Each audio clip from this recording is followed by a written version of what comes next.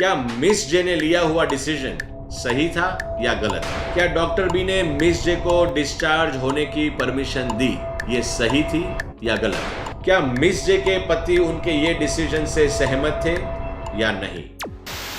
इंसान जब जिंदगी और मौत के बीच लड़ रहा हो तो या तो वो अपनी पूरी ताकत के साथ जान बचाने के लिए लड़ता रहेगा या फिर शांति से अपने सम्मान के साथ अंतिम समय का स्वीकार कर लेगा। यानी कभी कभी आखिरी सांस तक लड़ना जरूरी है और कभी कभी शांति से अंतिम समय गुजारना या मौत का स्वीकार करना ही बेहतर विकल्प हो सकता है। तो आज के एपिसोड में हम बात करेंगे एक ऐसी महिला मिस जे जिनको अंत समय लाइफ में डिसीजन लेने में बहुत ही डिफिकल्टी आ रही है।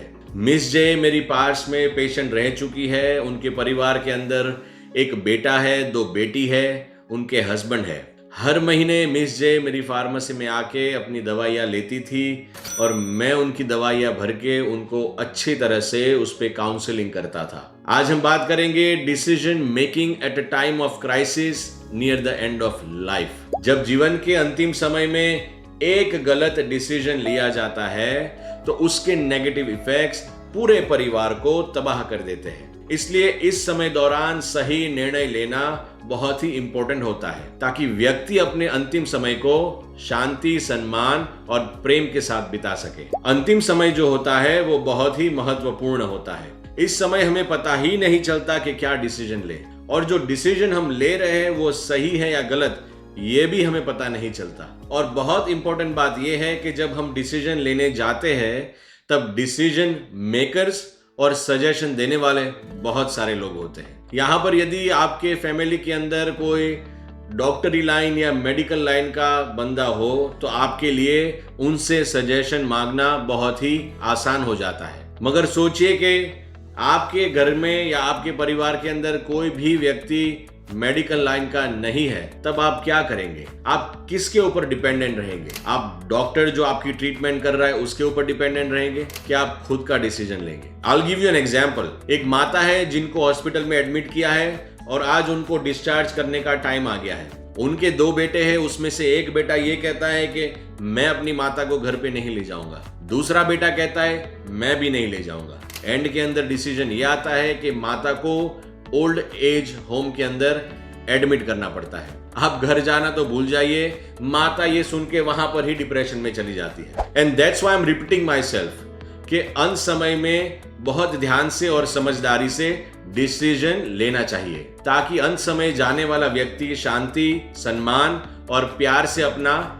लेफ्ट ओवर टाइम बिता सके। तो आइए चलते हैं वापस मिस जे के पास, जो है एक 55 साल की महिला जिससे मेटास्टेटिक ब्रेस्ट कैंसर की बीमारी है। उनके ऑन्कोलॉजिस्ट है डॉक्टर बी जो पिछले 2 साल से उनका इलाज कर रहे हैं। मिस जे ने अब तक मल्टीपल कोर्स ऑफ रेडिएशन और मल्टीपल कोर्स ऑफ कीमोथेरापी ले लिए हैं। मिस जे आज हॉस्पिटल में आई हुई है उनकी रेगुलर रेडिएशन थेरापी का सेशन लेने। आज उनकी चीफ कंप्लेन है कि उनको सांस लेने में तकलीफ हो रही है। डॉक्टर बी ने उनको एग्जामिन करने के बाद फाइंड आउट किया कि मिस जे को ऑब्स्ट्रक्शन ऑफ सुपीरियर वीना कावा है।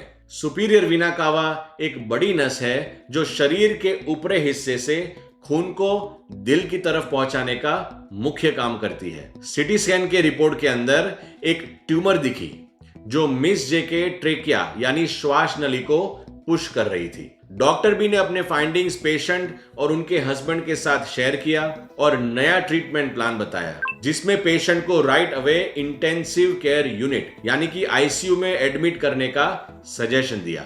अब यहां पर आप देखिए, पेशेंट आई है अस्पताल में अपने रेगुलर रेडिएशन थेरेपी का सेशन फिनिश करने, साथ ही में चीफ कंप्लेन लेके आई है कि उनको सांस लेने में तकलीफ हो रही है। डॉक्टर बी ने मेजर प्रॉब्लम फाइंड करके पेशेंट को और उसके परिवार को अपनी फाइंडिंग्स बताई है और डॉक्टर अब पेशेंट और उसके फैमिली का डिसीजन का वेट कर रहे हैं। मैंने वीडियो के शुरुआत में ही बताया है कि एक गलत डिसीजन और पूरी जिंदगी का पछतावा। डॉक्टर बी के समझाने के बावजूद भी पेशेंट और उसके परिवार ने आईसीयू में एडमिट होने से इनकार कर दिया और वे सिर्फ रेडिएशन थेरेपी लेने के लिए राजी हुई। मिस जे ने डॉक्टर के पास 12 घंटे मांगे और डॉक्टर को बताया कि यदि ये 12 घंटे में उनकी हेल्थ इंप्रूवमेंट नहीं होती तो वे हॉस्पिटल में रहेगी।